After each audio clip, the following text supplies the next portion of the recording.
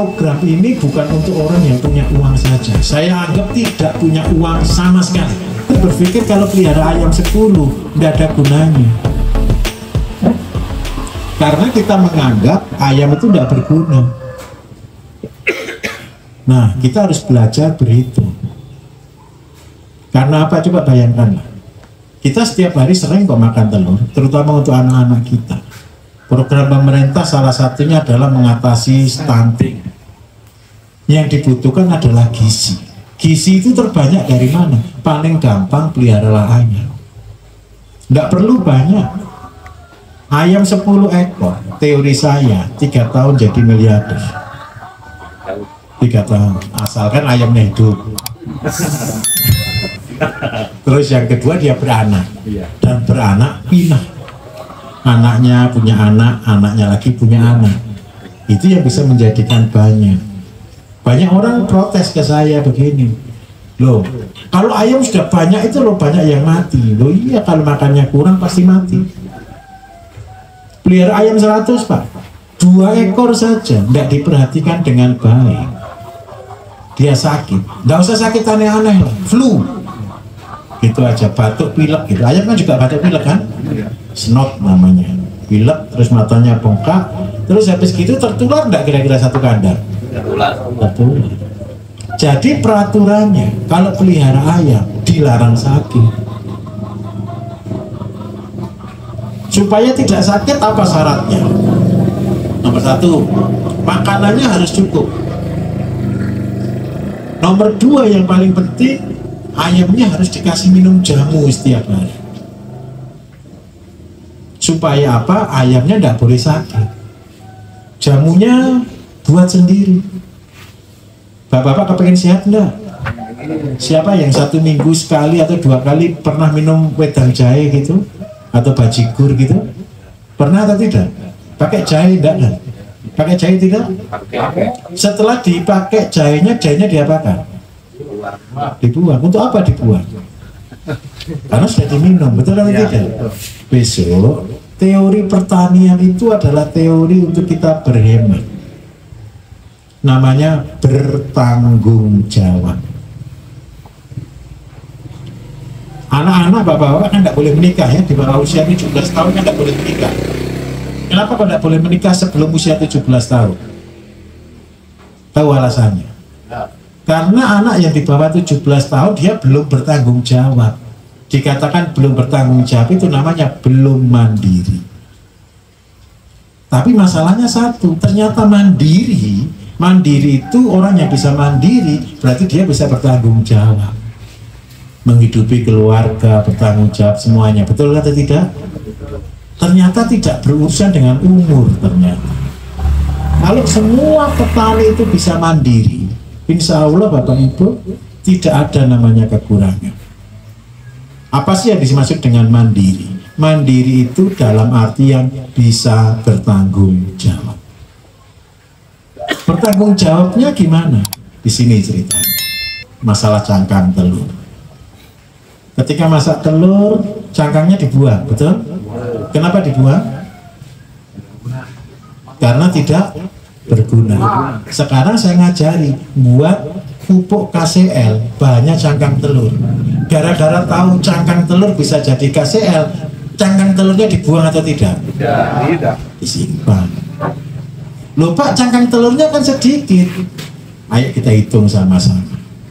1 minggu rata-rata orang itu satu keluarga ini bisa beli telur 1 kilo kok. Di sini tadi saya lihat juga ada telur, berarti ada orang yang beli telur ya Pak ya.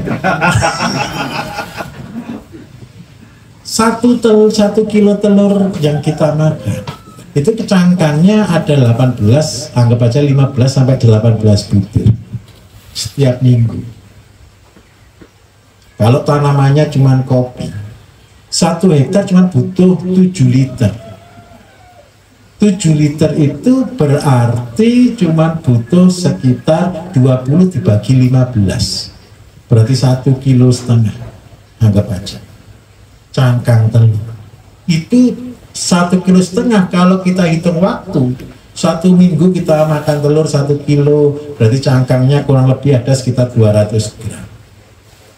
Itu tidak sampai, anggap aja berarti cuman ya 5 minggu sudah dapat kok cangkang telur 1,5 kilo. Sudah bisa jadi pupuk KCN untuk 1 hektar. Paham maksud saya? Kalau tidak ada cangkang telur Pak, terpaksa. Kenapa? Saya takut dengan telur gitu ya. Bisa dari cangkang kerang. Tahu cangkang kerang? Kalau seandainya tidak ada cangkang kerang Pak, karena kita di gunung. Dari apa? Dari sabut kelapa. Jangan bilang tidak ada loh ya. Kalau tidak ada sabut kelapa, pakai apa? Serbuk gergaji. Banyak atau tidak di sini? Banyak. Ngolahnya cuma sedikit berbeda.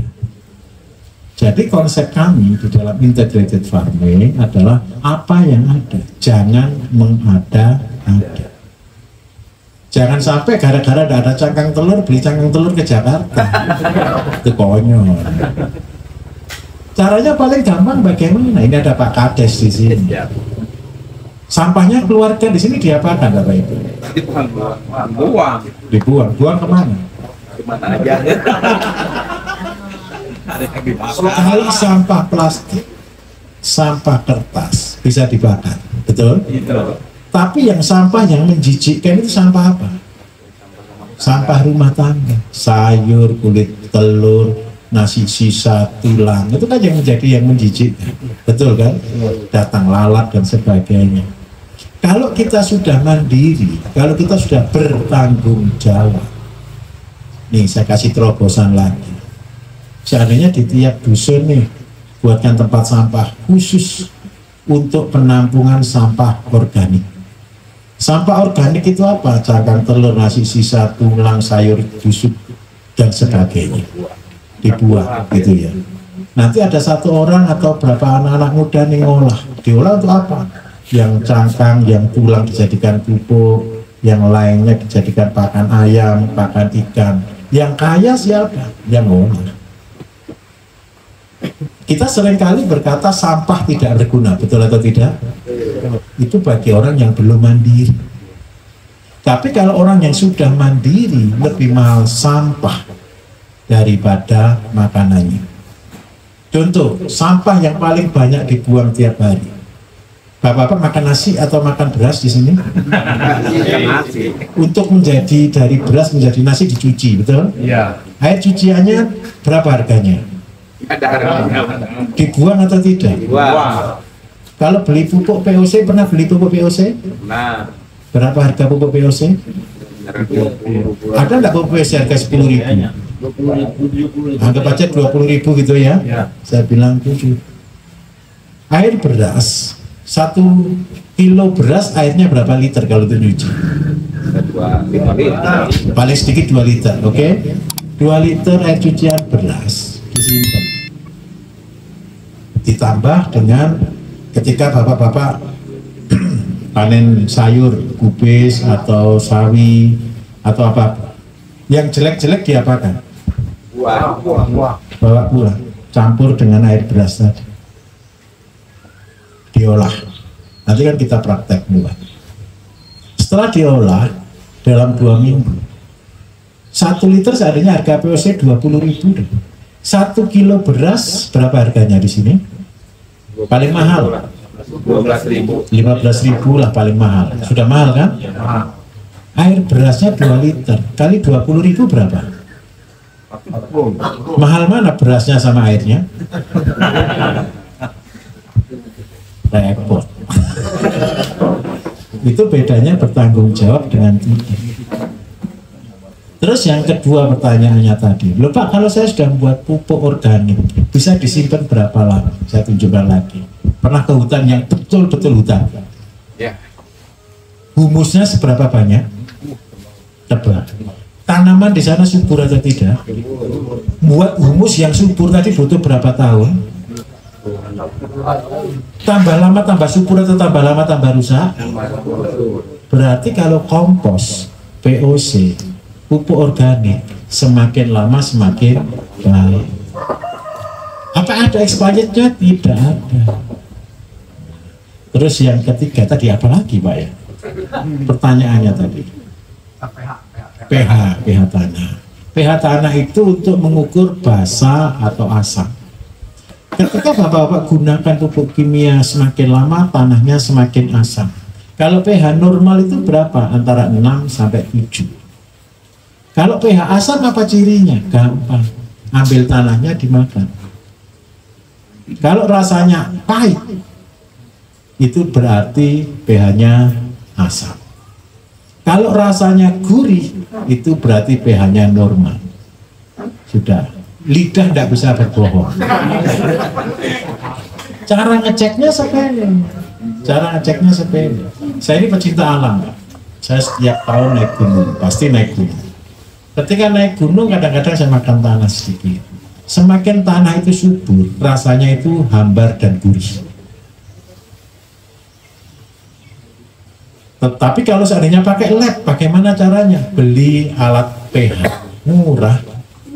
Mungkin nanti BUMDes suruh ngecekkan gitu. Sekali ngecek suruh bayar Pak 5.000 gitu Pak. 10 kali bisa balik. 10 kali kan balik modal.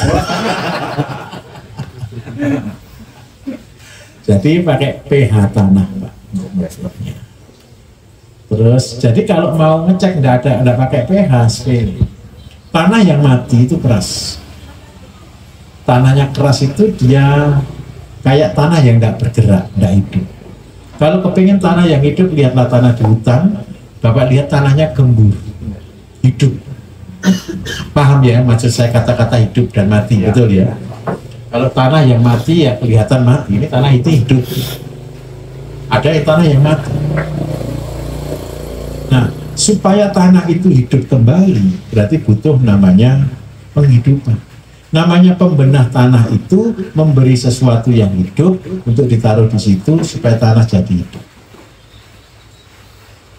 Nah, terus yang ketiga tentang pembenah tanah tadi.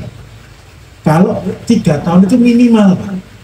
Apakah tidak boleh dicampur kimia? Boleh. Tapi menurut saya begini. Kalau kita pakai kimia bukan berarti yang di situ mati, tidak. Kalau kimianya standar, tanah tetap bisa ngolah kimia tadi. Tanamannya jauh lebih bagus. Tetapi, ada tetapinya. Enak mana? Kita buat atau beli? Enak mana, yang gratis atau yang bayar? Enak yang gratis. Nah, di dalam konsep kami, yang kepingin saya entaskan pertama kali adalah merubah dari tidak bisa mandi jadi mandi sendiri. Orang yang tidak bisa mandi itu kalau sudah tua namanya orang sakit, betul atau tidak?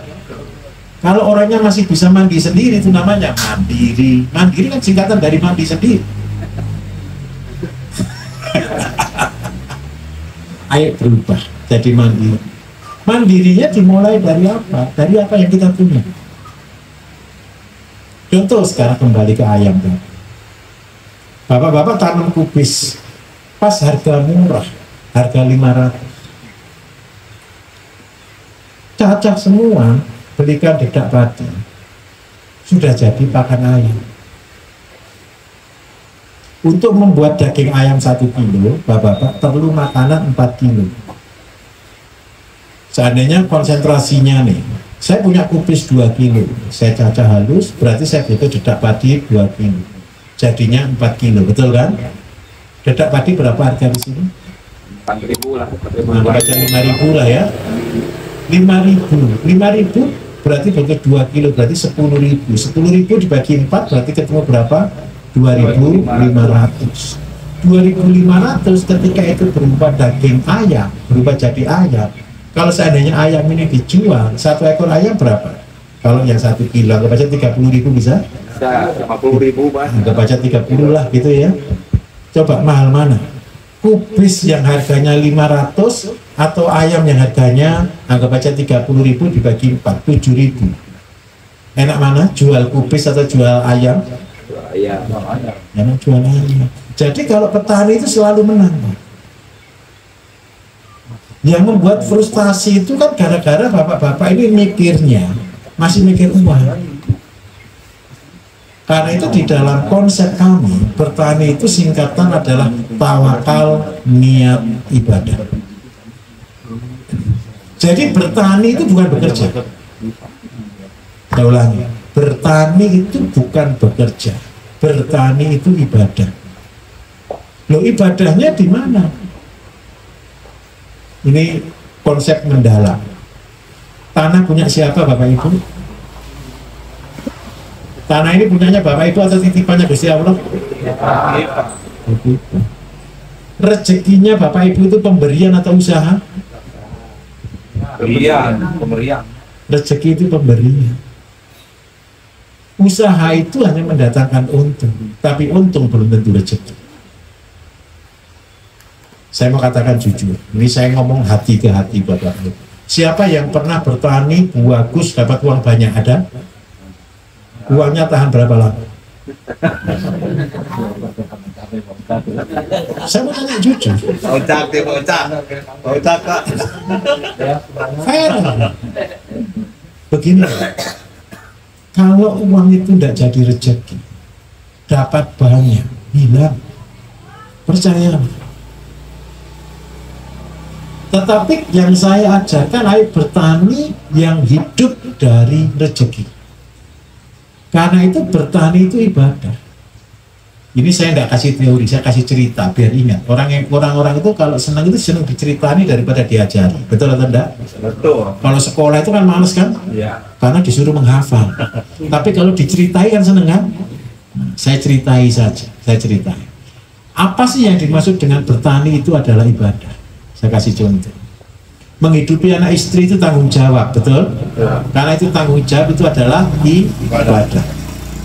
Karena saya punya tanggung jawab untuk menghidupi anak dan istri saya, maka saya harus bekerja. Bekerja itu macam-macam. Kalau di desa, pekerjaan apa yang bisa kita lakukan?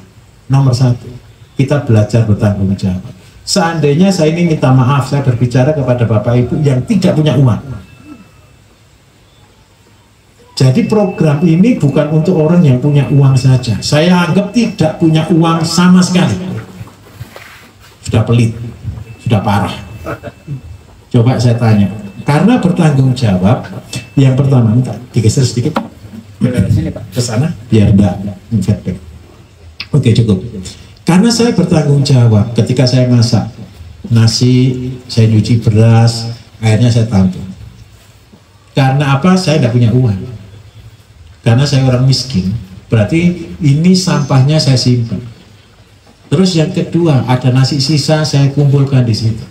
Ada sayur sisa saya kumpulkan di situ. Setelah penuh satu ember, saya saring Pak.